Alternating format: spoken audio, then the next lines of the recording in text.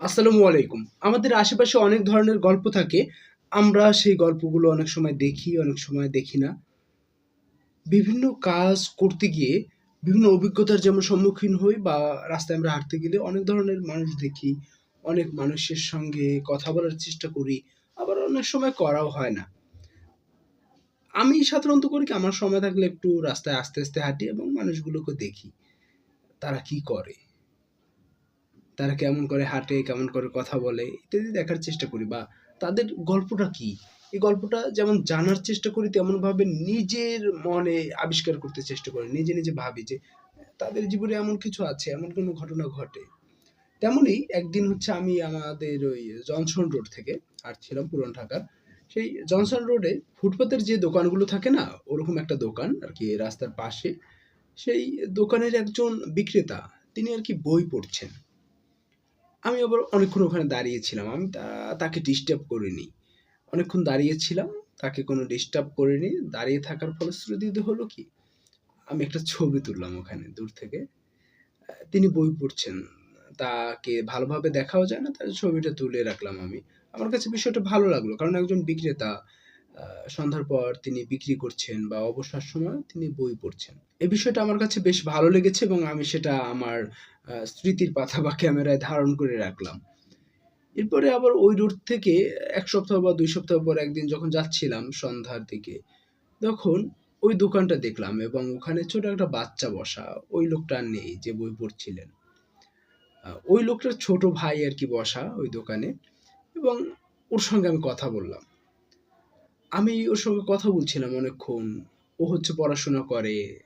Maybe নুরানি বা কোনো একটা শাখার কথা বলেছে, সেখানে পড়াশোনা করে।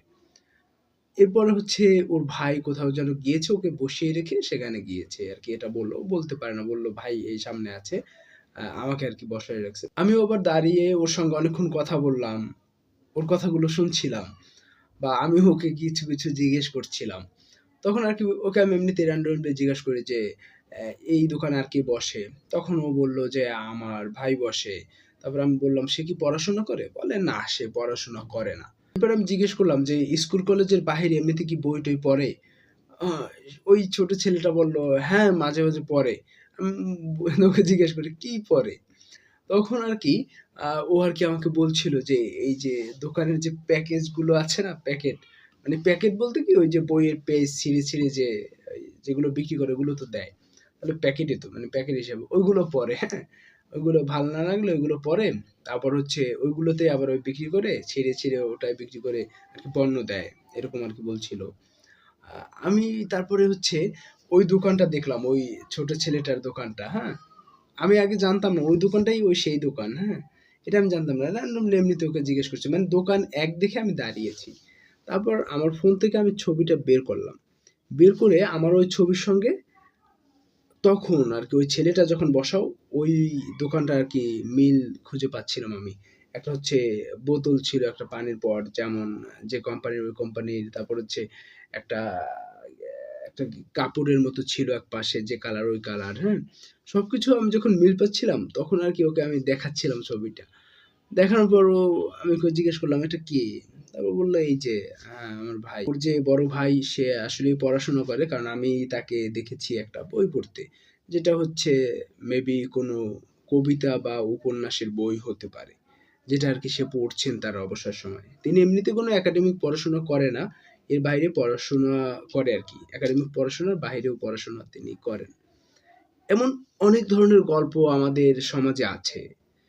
আমাদের হাঁটতে চলতে আমরা অনেক ধরনের গল্প দেখি। দেখুন ছোট্ট একটা জিনিস প্রতিদিন ওখান থেকে হেঁটে আসি। বাট কখনো ওরকম মনোযোগ দিয়ে দেখা হয় না। সব দোকান তো দেখা হয় না। হেঁটে চলে আসি।